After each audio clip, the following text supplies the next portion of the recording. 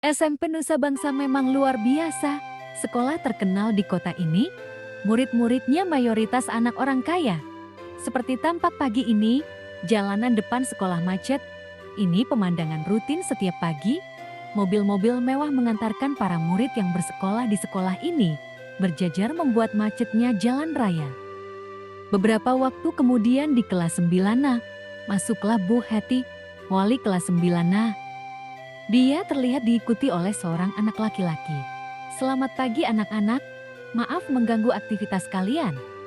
Perkenalkan, ini ada murid baru, namanya Diki Prambudi." "Siapa dia? Dari mana dia? Kok aneh? Kok ini beda?" Terdengar bisik-bisik dari banyak murid. Semua mata melihat murid baru tersebut, penampilan yang aneh menurut mereka. Hampir banyak murid menatap Diki penuh dengan sikap mengejek. Sebagian dari mereka terlihat merengis seperti menahan jijik. Tampilan Diki berbeda dengan kebanyakan murid sekolah ini yang tampil mahal. Baju seragam yang kusam sudah tidak terlihat putih. Ini seperti putih kecoklatan yang menandakan baju sudah lama dipakai. Celana juga sudah tidak terlalu biru warnanya, sudah pudar. Yang lebih memprihatinkan adalah sepatunya. Sepatu warrior yang sudah bolong di kedua ujung sepatunya. Mungkin sepatunya sudah lama tak ganti, sehingga jari yang memanjang menggesek ujung sepatu menjadi bolong. "Diki, silakan kamu duduk sebelah Antu. Kebetulan ada bangku kosong," perintah Bu Heti. "Jangan Bu, aku tak mau duduk dengan anak seperti itu," sergah Anto. "Kalau begitu kamu saja Rudi, pindah duduk dengan Anto. Dan Diki biar duduk dengan Bram," kembali perintah Bu Heti. "Apa? Aku duduk dengan anak itu? Enggak ah, bau saya," ujar Bram. "Hahaha." Seisi kelas tertawa. Sepertinya Diki tak bernasib baik, tidak ada seorang pun yang mau duduk dengannya. Tiba-tiba dari sisi depan kiri, Yanti mengacungkan tangan. "Bu, biarlah dia duduk denganku." Semua menoleh ke arah Yanti. Ah, gadis terfavorit di kelas rupa-rupanya amat berbaik hati. Yanti adalah salah satu dari 4 gadis terfavorit di sekolah ini. 3 lainnya adalah Zike kelas 9C, Dominic 8D, dan Margaret 8F. Mereka adalah gadis-gadis yang banyak digemari para murid. Yanti adalah anak pengusaha properti, yang adalah salah satu pengusaha terkaya di kota ini. "Baiklah, kamu duduklah di situ, Diki." Diki pun duduk di sebelahnya Yanti. Adapun para murid laki-laki di kelas 9A ini makin tak suka kepada Diki. Mereka merasakan bahwa Diki telah merebut perhatian Yanti. Hari-hari pun berlalu, perlakuan diskriminatif terhadap Diki makin menjadi jati. Perundungan baik verbal maupun fisik banyak dilakukan kepada Diki. Tetapi Diki yang diam dan sabar, menerima saja perlakuan mereka. Umpatan dengan kata-kata sebutan si dekil, si miskin, si kumal, sering Diki dapatkan. Seperti hari ini, Diki berniat jajan di kantin sekolah. Dia berjalan melewati beberapa kelas lain. Dari kelas-kelas yang dilewatinya, ternyata Diki cukup banyak yang mengenal juga. Bukan mengenal dalam arti penghargaan positif, tapi ini sebaliknya. Banyak mengenal Diki karena tampilannya yang berbeda dari anak-anak lain di sekolah ini. "Oh, ini si miskin itu. Oh, ini si dekil itu. Oh, ini yang tak tahu diri bisa duduk sebelah Yanti. Ih, kumal ya. Aduh, kayak pengemis ya." Tibalah Diki di satu kantin. Setelah masuk ke kantin, tak diduga anak-anak yang ada di dalam kantin keluar semua sambil memijit hidung seolah-olah merasa jijik atas kedatangan Diki. Diki hanya tersenyum tipis. "Ah, kamu segera keluar lagi kalau sudah jajan. Atau kantinku tak ada yang mau jajan lagi?" usir ibu kantin. Diki pun yang hanya jajan seadanya segera keluar, sambil menunduk dia segera berjalan kembali ke kelasnya. Perasaan malu dan sakit hati sepertinya sudah membuat Diki terbiasa. Dia sudah kebal. Dia menerima saja dengan lapang dada. "Nah, untunglah si dekil sudah kembali. Diki, tolong dengarkan aku," ujar Anto setengah menghardik. Diki hanya menoleh sebentar lalu duduk di bangkunya. "Aku piket hari ini. Kamu ya yang harus mengerjakan. Nih uang 2.000 buat upahmu, perintah Anto. Sambil melemparkan uang 2.000 hampir mengenai wajah Diki, Diki hanya menarik napas dalam-dalam.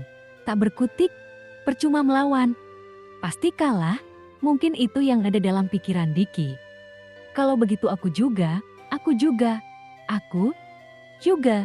Hampir separuh kelas melakukan hal yang sama dengan Anto. Melempar uang 2.000 ke bangku Diki.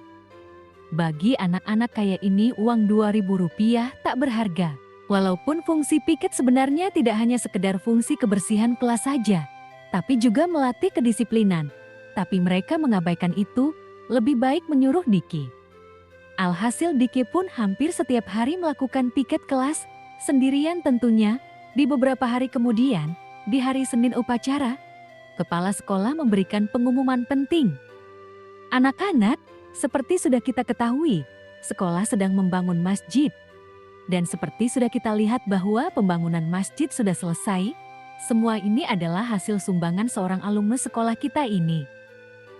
Ya, Pak Zakaria salah satu konglomerat terkaya di negeri ini, adalah alumnus sekolah ini.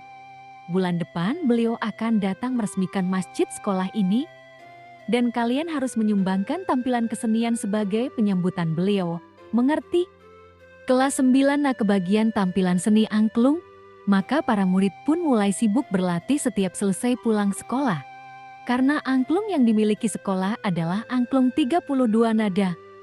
Maka Diki pun suka tak suka kebagian menjadi pemainnya, anak-anak menempatkan Diki di angklung nada du.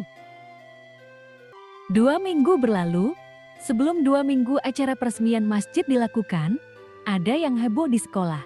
Yanti sang gadis favorit membagikan undangan ulang tahunnya ke seluruh murid kelas 9 dan beberapa murid kelas 7 dan ke-8. Tentu saja Diki pun mendapatkan undangan itu pula. Tertulis di undangan bahwa acara ulang tahun diselenggarakan pada Sabtu malam pukul 8 di Hotel Grand Duta. Dengan dress code setelan jas hitam untuk laki-laki dan gaun warna pink untuk perempuan. Suasana kelas pun serentak heboh.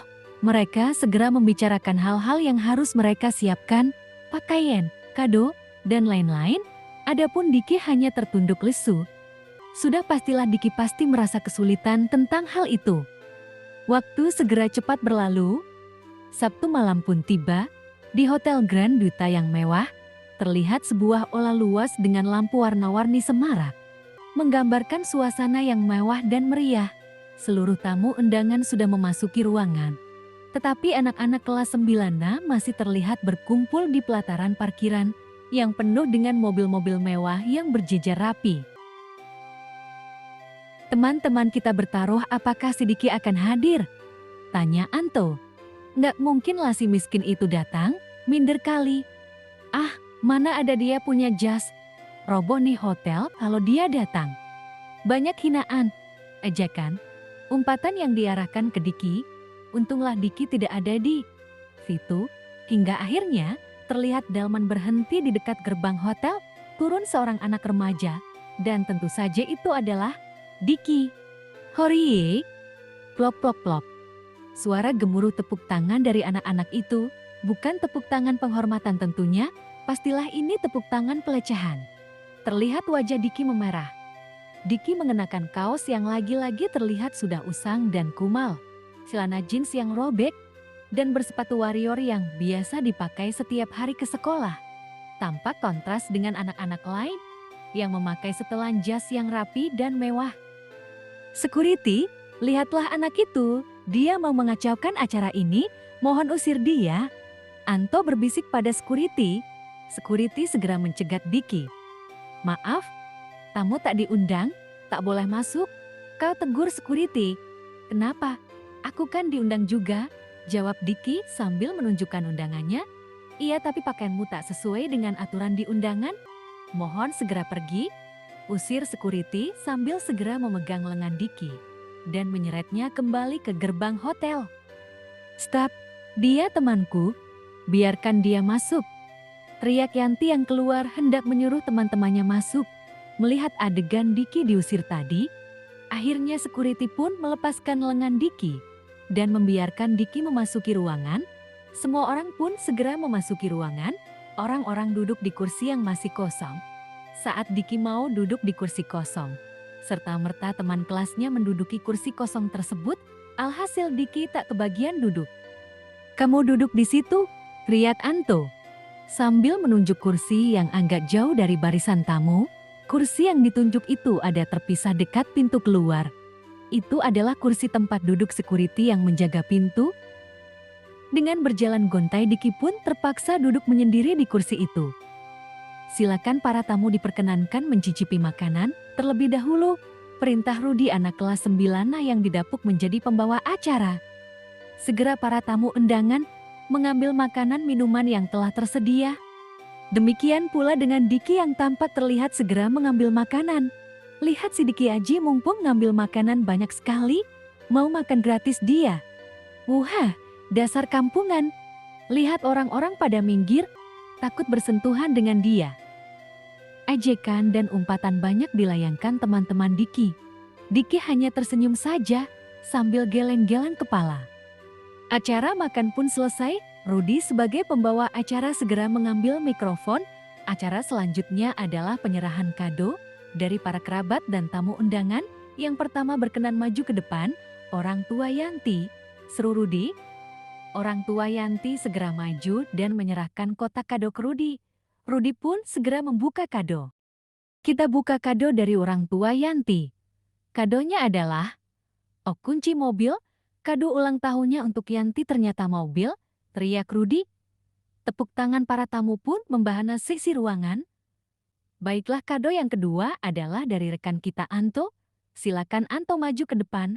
Anto yang sengaja melobi Rudi menjadi orang yang kedua yang maju. Dia ingin dianggap tamu istimewa. Kado dari Anto adalah sebuah perhiasan emas liontin seharga 5 juta rupiah. Plok plok plok. Semua terpesona dan berteriak kagum. Anto benar-benar kaya. Anto pun tersenyum, sudut matanya melirik Yanti. Kado berikutnya dari Sinta, sebuah tas merek Fossil seharga 4 juta rupiah. Kado berikutnya dari Pino, sebuah jam merek Alexander Christie, seharga 5 juta rupiah. Kado berikutnya dari, berikutnya. Kado-kado mewah pun berdatangan satu persatu. Tidak ada kado yang harganya murah. Setidaknya paling murah adalah sepatu seharga 1 juta.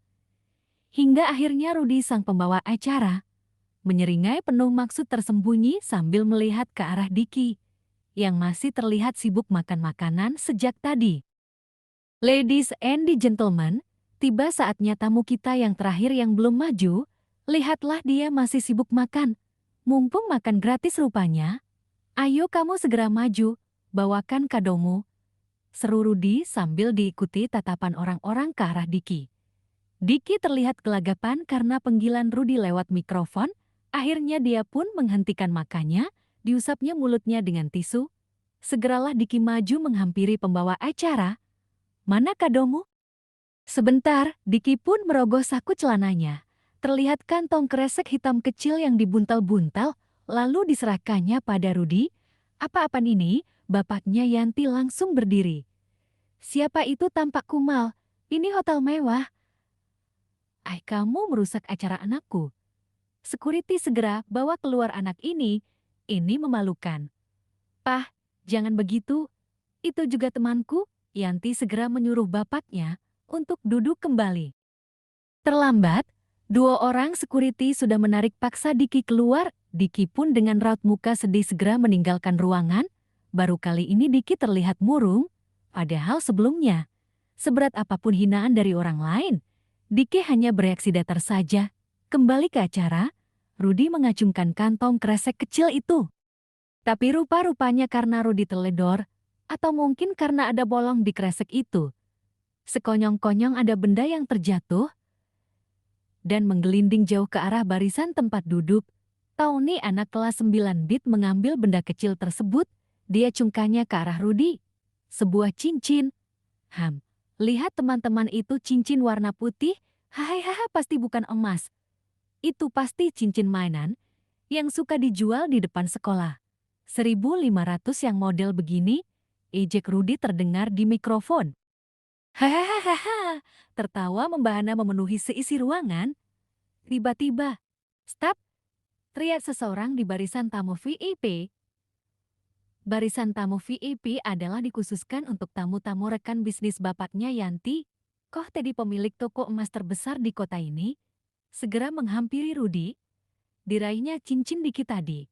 Sebentar, cincin ini kilauannya terlihat berbeda. Semua tamu terdiam, penasaran apa yang akan dilakukan oleh Koh Teddy. Hai Mem, ini bukan emas, ujar Koh Teddy sambil membolak-balik cincin. Tuh kan kataku juga bukan emas. Mana mungkin si Diki kebeli emas. Anak-anak pembenci Diki bernapas lega. Maksudku ini memang bukan emas. Ini logam mulia, platina yang langka. Ini harganya 3 kali lipat dari emas murni. Setidaknya ini 15 juta. Aduh. Seisi ruangan terdiam. Kaget bukan kepalang, oh anak itu. Siapa anak itu? Siapakah Diki? Jangan-jangan. Oh, aku telah menghinanya. Oh, tidak, tidak. Ini, ada yang salah, seru Koh Teddy. Ah, sudah pasti Koh Teddy salah. Itu bukan emas kan? Gak mungkin Diki kebeli barang gituan. Ah, miskin tetap miskin. Sebentar, maksud saya. Koh Teddy segera mengambil sesuatu dari sakunya, dikeluarkannya diamond tester, dia matinya cincin tadi. Ini, yang berkilatnya, mata cincinnya, ini asli, platina bermatakan berlian langka. Possibility 2 karat, ini expensive, ini 250 juta. Aduh.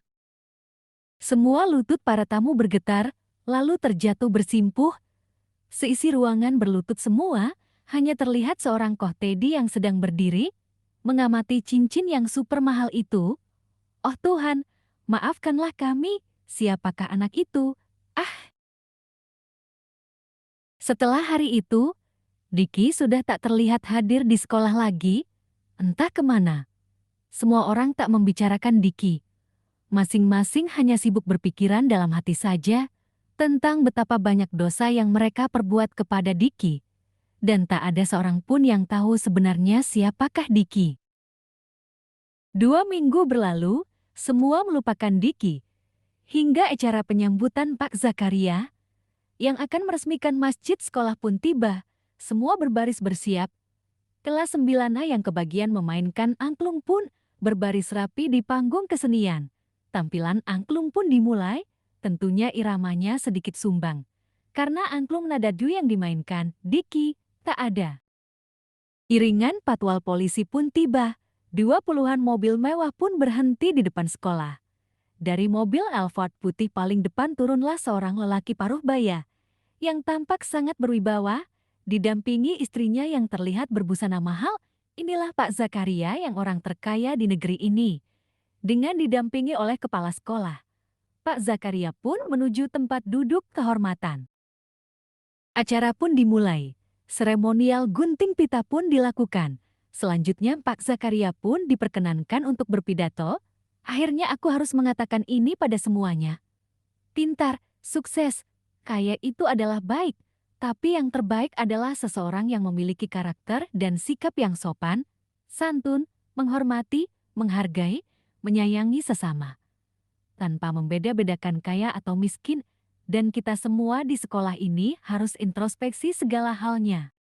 Kuberikan semuanya untuk sekolah ini. Masjid ini adalah sebagai balas budiku kepada sekolah ini. Dulu aku bersekolah di sekolah ini. Hamam sekarang anakku pun bersekolah di sekolah ini juga. Oh, maaf Pak Zakaria. Saya baru tahu kalau anak Bapak bersekolah di sini. Kalau boleh tahu siapakah namanya? Tanya kepala sekolah. Baiklah, anakku adalah dia, jawab Pak Zakaria sambil menunjuk ke arah gerbang sekolah. Dari gerbang sekolah terlihat seorang anak tampan dengan pakaian bersih dan sepatu bermerek mahal, terlihat menenteng angklung nadadu. Tentu saja dia adalah Diki.